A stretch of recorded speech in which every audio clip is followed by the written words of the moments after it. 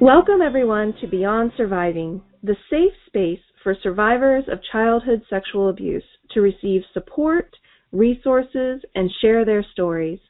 Beyond Surviving is about freedom, healing, connection, and even laughter and fun. Most importantly, it's about letting go of the pain of abuse and finally moving on. I'm Rachel Grant. And for those of you who don't yet know me, I've been a sexual abuse recovery coach since 2007 and am the author of Beyond Surviving, the final stage of recovery from sexual abuse. I work with survivors who are sick and tired of feeling broken and unfixable, and I help them break free from the pain of abuse and finally feel normal. You can learn more about me and the Beyond Surviving program at rachelgrantcoaching.com. Now, today, folks, I'm very excited to have here with me my guest, Sonia Singh, who's going to be sharing with us about finding the love you want. What a great thing for us to explore here this month of February. So before we jump into this conversation with Sonia, I want to tell you a little bit more about her. I've had the great pleasure of meeting Sonia in person, and she is just a joy. She's full of energy and love and just so easy to connect with. And she is also the founder of Finding Bliss, and she really is in love with love.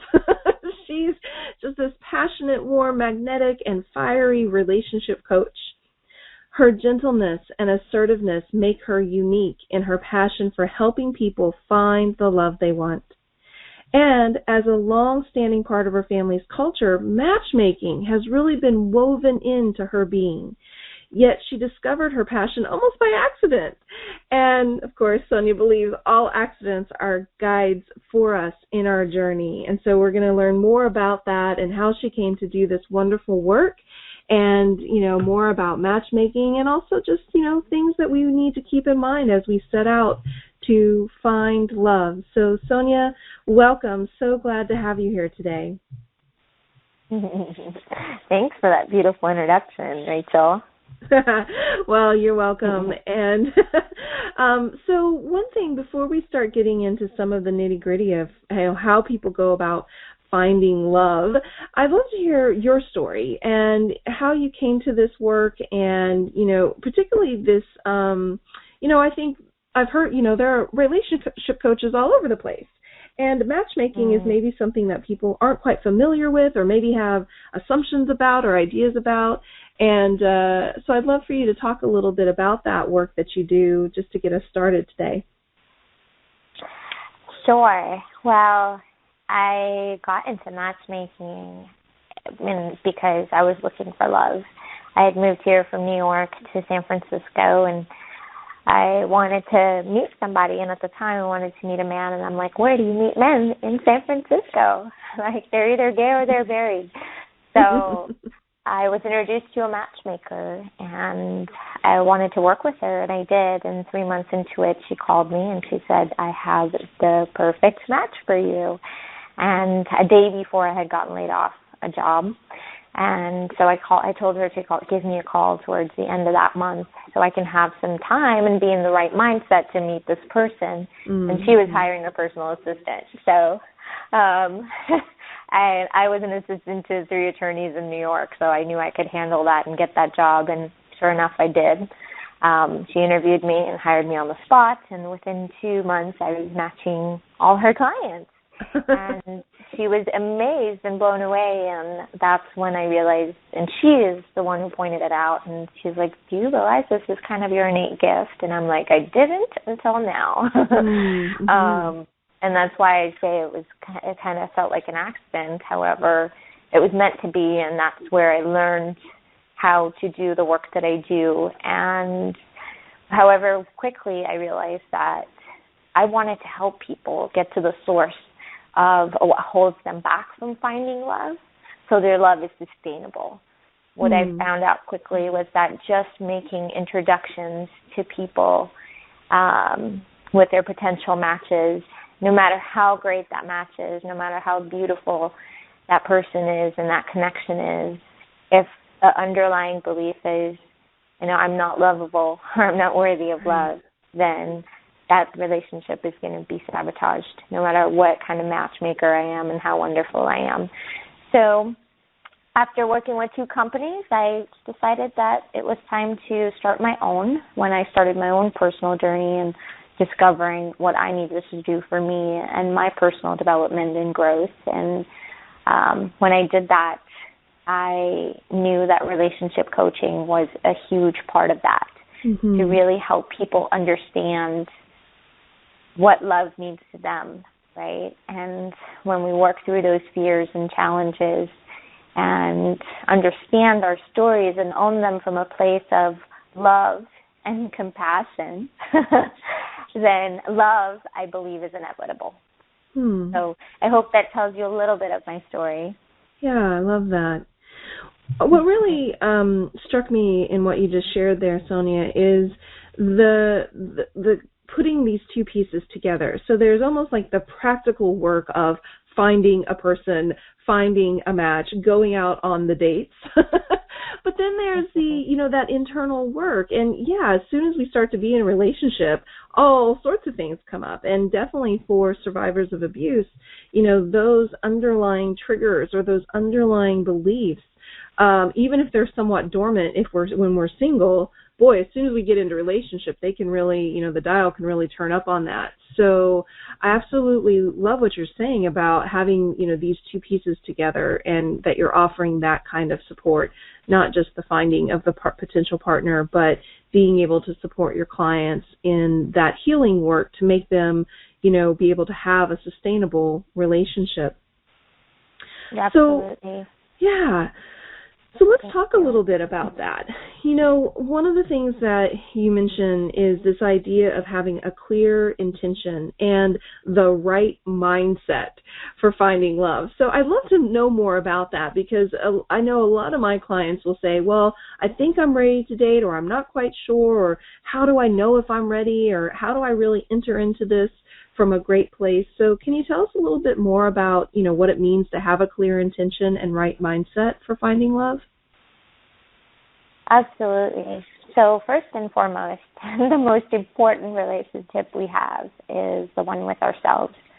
And the clear intention is really, the first clear intention is to fall in love with all parts of ourselves, the parts that we don't really love about ourselves, the parts that we judge about ourselves, the parts that we feel like are truly unlovable, right? To really see that as a whole and set the intention to have the most amazing relationship with yourself, and to be a happy and proud single, and know that the experiences in your life have been lessons and gifts, in a sense, to bring you where you are today, to help you have that openness and that depth, right?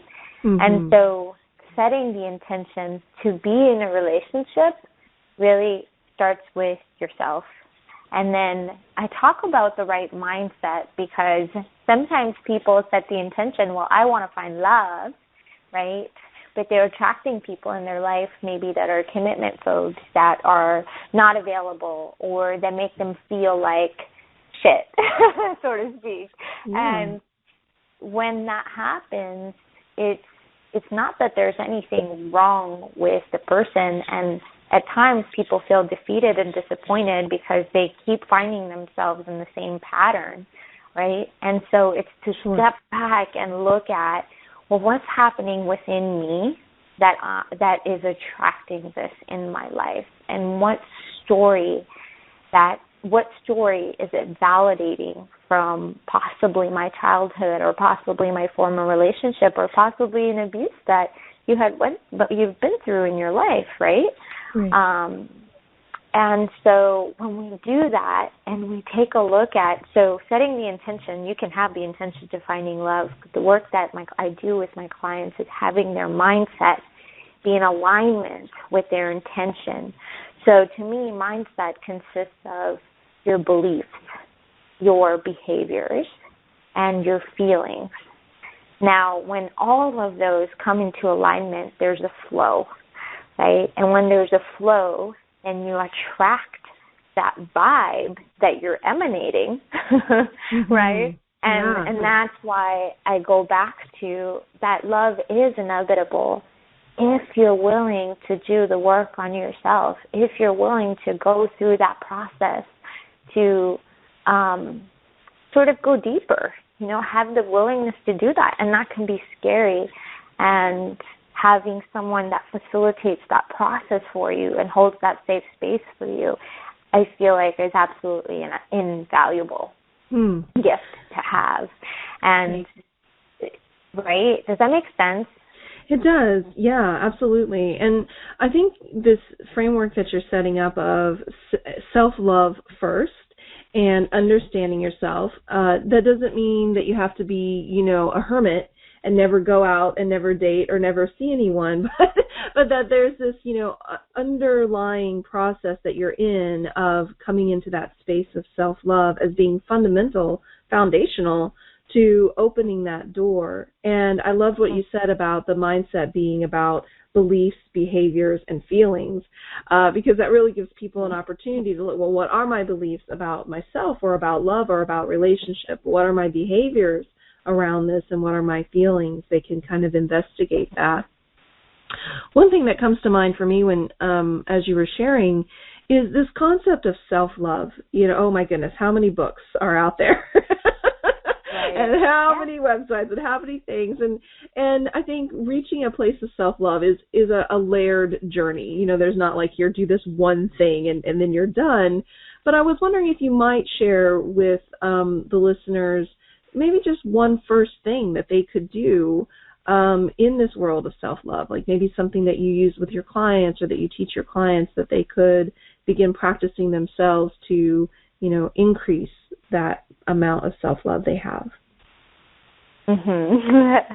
Well, that's if I was to boil it down to one thing, it starts with compassion.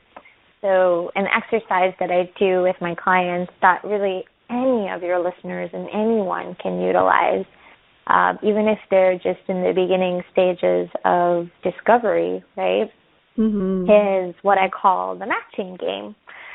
And the matching game is very simple because we have thoughts that control us all the time. And so if you have a thought that says anything that's out of alignment with your intention, so, wow, that was stupid. Oh, wow, why did I do that? Oh, that was really not good. And these are thoughts of judgment, right? To really just acknowledge them, first you have to become aware of them, right? I call them the 3 A's. So when you do the 3 A's, you could play the matching game. The first A is just to acknowledge it, just to become aware of it. So that's the first A. And then to acknowledge it with compassion, like just saying, oh, wow, I'm kind of having a hard time right now. I'm being really self-judgmental right now. And gosh, that's part of being a human being, right? Yeah. And can I be gentle and understanding with myself, right? And then just say, you know what, I'm worthy of self-compassion. And then play that matching game, which just puts you back into that flow, puts you back into that alignment and say, even though I'm being self-judging right now and even though I'm being critical right now, the third A, I love and accept, which is the third A, all parts of me, right? So you're not shutting down that voice that says, I'm stupid or I'm unlovable or I'm unworthy. You're actually listening to that part of yourself rather than diminishing that part of yourself, right? Because that's what it's about. That's fascinating. That's what love and compassion is about. It's not about, let me be positive all the time. It's about listening to your feelings and what's coming up for you. Does that make sense? I know you must do this with your clients. Well, I was going to say it is very similar to something we do in the very first session of the program, which is around acceptance. Because when you are, when you're dealing with healing from abuse, and there are so many different things that are not working in your life, and one of them might be relationship. And certainly there can be a feeling that there's so much that's not going right, or so many things that you're struggling with or not doing the way that you want them to do. All of our attention and focus can go so quickly and easily to, the bad self, right? All of that. And we put all of our attention there. And creating some of that space for just acceptance, like, I am where I am today and that's where I am. And not feeling that pressure constantly to fix it or change it, but instead to just first step, accept it, be aware of it, acknowledge it, accept it. Absolutely. So I fully endorse that message. Exactly. And you summarized it so well. It's the 3 A's, right? Aware, acknowledge, accept. However, the thing about acknowledge is, I believe this wholeheartedly, is that there's only 2 ways to acknowledge, which is with judgment, like, what's wrong with you? Why do you think this way? Like, why are you acting this way? Or with compassion, like, wow, you're having a really hard time right now. Like, where is this coming from, right? Like, it's a very different question. And when we go to judgment, you're just in a cycle. It's like this cycle. You keep going to this cycle and you can't come out of it until something I say is that the key to healing is compassion, right? Yeah. And then through compassion, then you can go into creation and then looking at what the next step will be and what the next step will be. However, it starts there to, like, really, when you're judging yourself, to play that matching game, Right. Well, yeah, and I love that you're bringing in this concept of compassion and self-compassion, because I certainly know from my own journey of healing and just being in trauma and then in working with clients every day, we are so hard on ourselves. We can just pick ourselves apart, but we would never do that to another person. They would come and talk about making a mistake or doing something stupid or whatever, and we would, console them or, tell them it's going to be okay. But with ourselves, man, we just rip ourselves apart. So, turning that compassion that we so easily give outwardly, inwardly, I think is so important. So I love that you're, bringing that to the table here.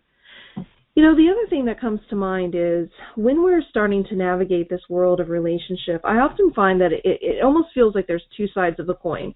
On one side, there's that part of you that is just dying for, like, love and affection and attention and companionship, and you just want it, and you can feel yourself, straining for it and being drawn towards it. But then there's that other side of you that is, like, scared as hell. Like, nope, don't want to go there, run away, hide out, avoid at all costs. And so there's this tension between the desire and the fear. And I'd love for you to talk with us a little bit about that. First of all, how does one even tune into the fears that they have about relationship that might actually be stopping them from going forward? And then, what are some things that they might be able to do in order to overcome that fear? Well, it's a lifelong journey, I'll tell you that. But it does, the fears that we have, the only way to conquer those fears is to shift your mindset to having faith and holding a vision for yourself that is bigger than you can grasp at that moment. And that vision, I use the analogy of the tunnel and the light at the end of the tunnel. So just imagine yourself being in this tunnel, and it's a very dark space, right? And you're scared, and you have all these fears that come up, and it's dark, it's scary, and you just don't even know what to do, right? However, there is light, and it just might be this tiny little light that you can see.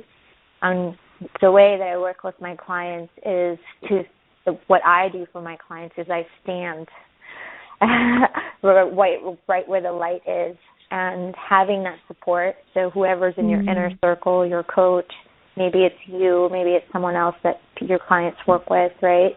And you stand at the end of the light, and let your client kind of walk through that tunnel because it's in that journey that that person creates that sustainability and conquering those fears and having obstacles and moving through them anyway. So it's knowing that you're feeling fearful about something, but you do have that desire, your focus, your vision that you can't even fathom right now is still there, and it's that loving, fulfilling, surviving relationship that you absolutely want or desire, or you're in, but you still have struggles in that relationship, right?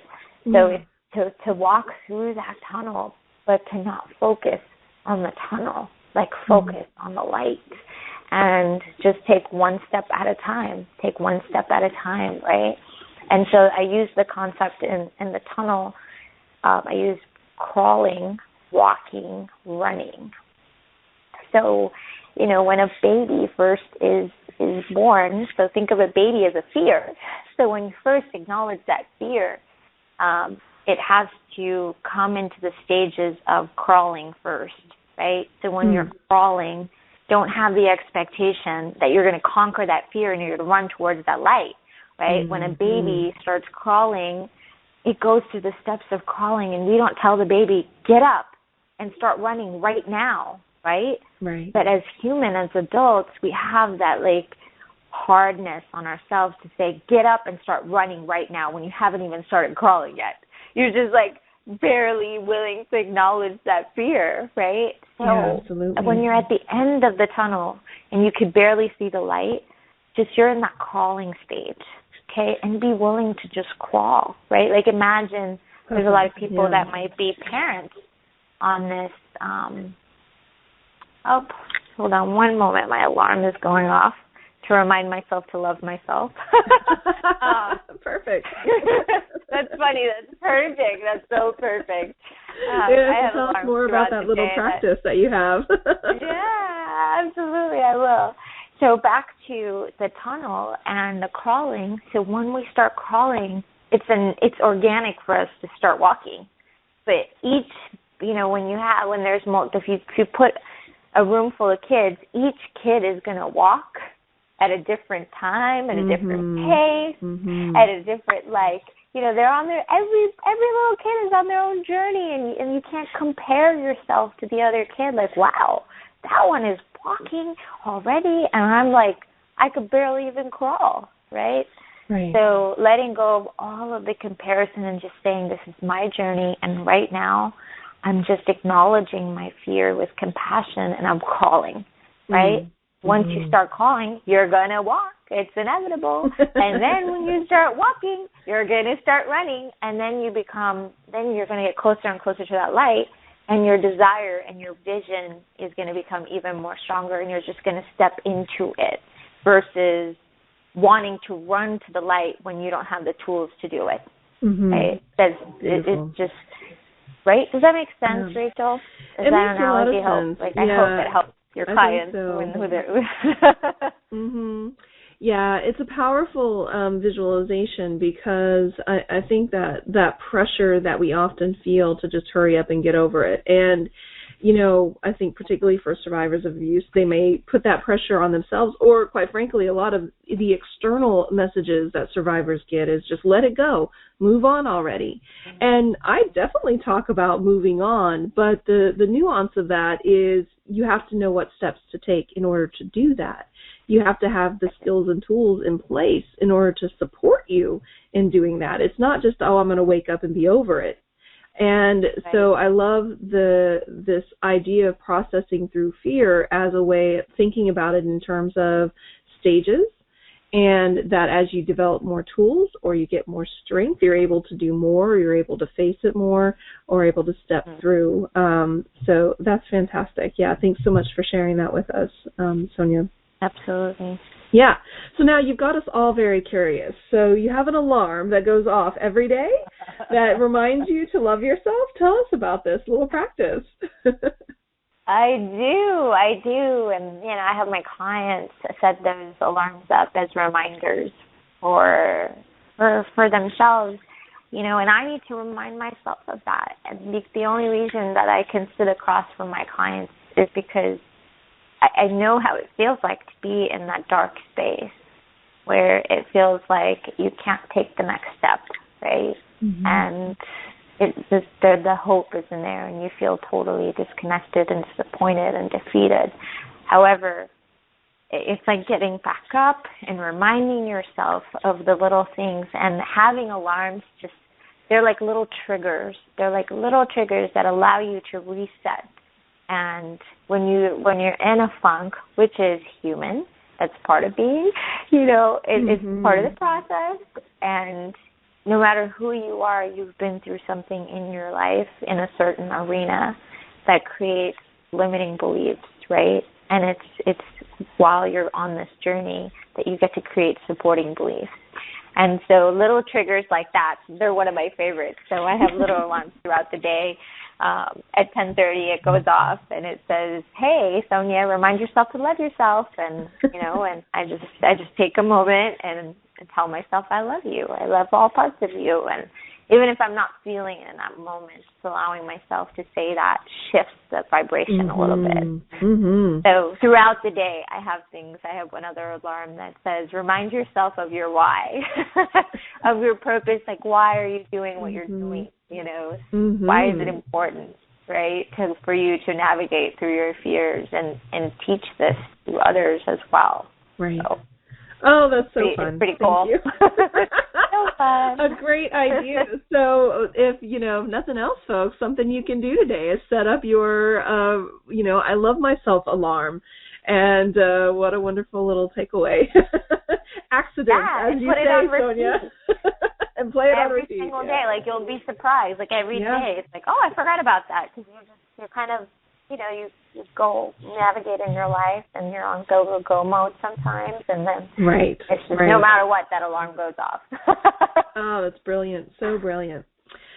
So, the other thought that kind of comes to mind as we're exploring this topic of finding love and mindset is, a lot of my single friends, there's just so much frustration. They feel like they're doing everything they could possibly be doing to find love and to create a relationship. And yet it feels like things just keep falling through. And it just doesn't seem to work out, or there's this problem or that problem or this roadblock. And so I would love for you to talk with us a little bit about what you've discovered. You've been doing this for quite some time, and this is your focus is all on helping people navigate this world of love, relationship. And what would you say is the number one key that that's there for really allowing love to find its way in?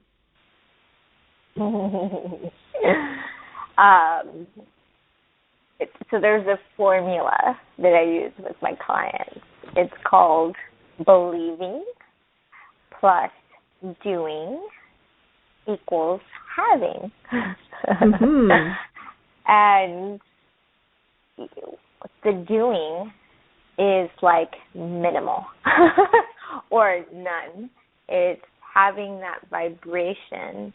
And so I would say trust and surrender, right? Mm-hmm. And belief is the key. So you focus on the light at the end of the tunnel. No matter what, you're going to get that vision.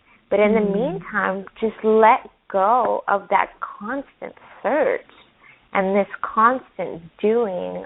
And so the key is to stop focusing externally, okay, and come back to internally and doing you.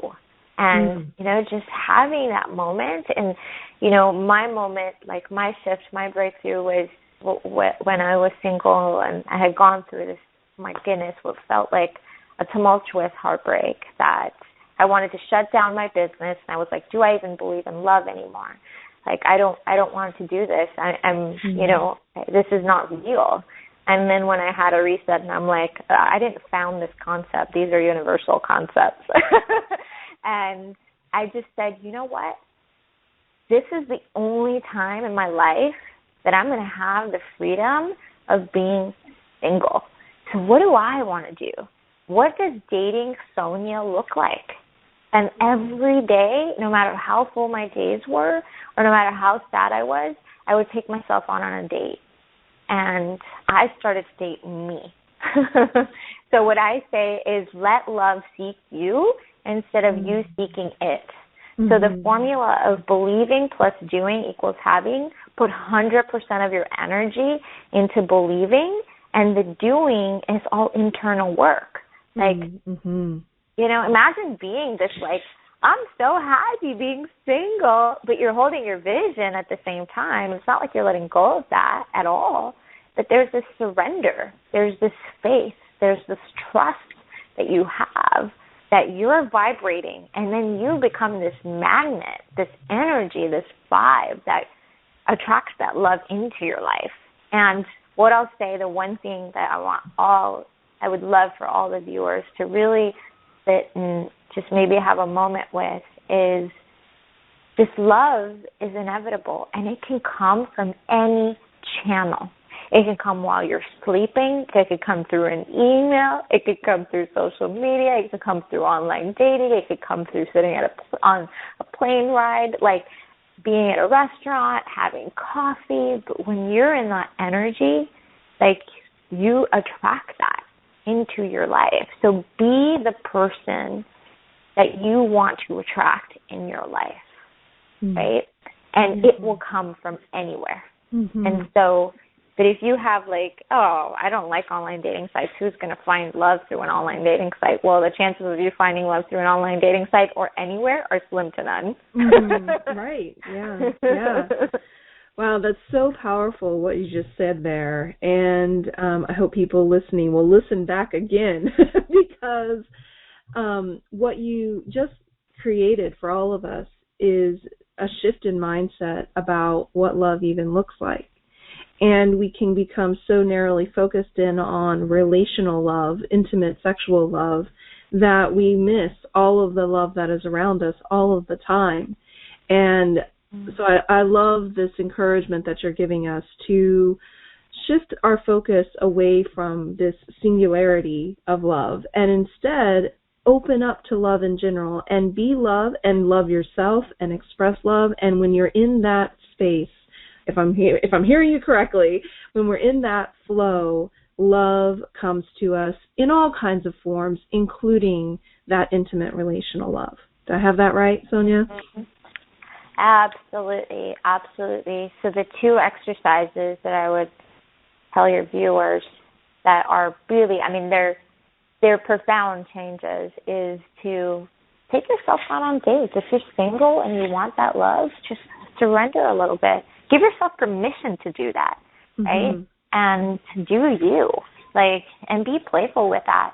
And what you said, it's a really amazing, beautiful point, and it's an exercise that I did with myself and I have my clients do too, is at the end of the day, write down 3 ways that you gave love and write down 3 ways that you received love. Either it's from yourself or someone else, like you did an act of kindness and you did an act of love, or you helped someone see the love in them, right? Like, so at the end of the night, because whatever we do at the end of the night, we marinate. Like when we're about to go into that deep sleep, then with the next 5 to 8 hours, however long people get to sleep, they marinate in those thoughts. Like our subconscious really just like marinates in those. And so imagine having loving thoughts for the things that you did for others and the things that you did for yourself, right? And then for the next 5 to 8 hours, that just marinates. Your subconscious doesn't know good from bad, and all you're putting into it is good. Then bam, it does happen, and sometimes it doesn't happen overnight. So be patient, you know, and for sure. Just continue your self-work. Wow, thank you for that. Really great exercises, everyone. So I definitely encourage you to take that on and integrate, those practices into your day-to-day, because I certainly believe that they can be so powerful and shift so much for you as well. So, Sonia, thank you so much for being here today. It's been fun just to delve into this topic in general and then also to get into some of the nitty-gritty, things you can do, pieces. I so appreciate that about you, that you're able to navigate both of those worlds so wonderfully. And it's just been such a joy to get to know you further and the work you do and your perspective on love, and just really great. So thank you so much for being here today. Thank you, and thanks for being a light in the world, too, and for what you do. Beautiful. Oh, wow.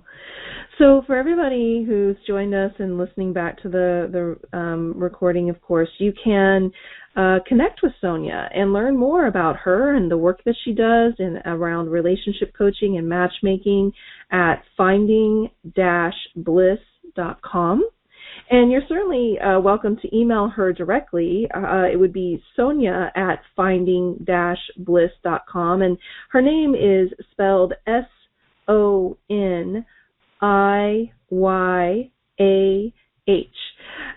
So Sonia at finding-bliss.com, or just to hit up the website, and you can certainly connect with her there as well.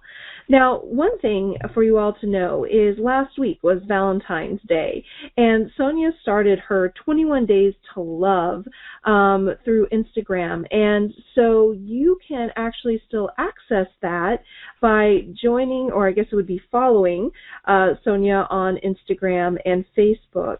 So can you say a little bit more about that, Sonia, how people find you and how they get access to that 21 Days to Love? Yeah, they could absolutely get it through my website. All my social media links are there. Or if they directly want to go to Instagram, my ID is Sonia, my first name, SONIYAH, and my last initial, so S. So it's Sonia's on Instagram. But it's easy to go right on my website and see little links to my social media. And absolutely. And the great thing about Instagram is they can go back to day one and start their day one. Can you tell us a little bit about what the 21 Days to Love program is? It's actually 21 Days to Self-Love. So it's a lot of the things that we're talking about that, you know, self-love creates that love that you want in your life. So it's each day I have a little assignment, so to speak, and one of them is to set an alarm to remind yourself that you love yourself. So it's little tips every day to do things to love yourself. And I'm super excited about it because that's what creates love. And really anybody, whether you're single, in a relationship, or dating, or in the midst of one, or something complicated. It's a great, beautiful little event that I'm doing. Fantastic. On Instagram. Okay. Yeah. Great. Well, so folks, head on over there to Instagram, Facebook, or the website to get hooked in so you can participate in the 21 Days to Self-Love and also learn more about Sonia and the services that she offers. And I just want to also thank everybody for tuning in and joining us today, and a friendly reminder to visit rachelgrantcoaching.com to learn more about sexual abuse recovery coaching and to also explore the resources that are available there on the site. And please be sure to subscribe to this podcast because we have so much more to share. And until next time, take really good care of you.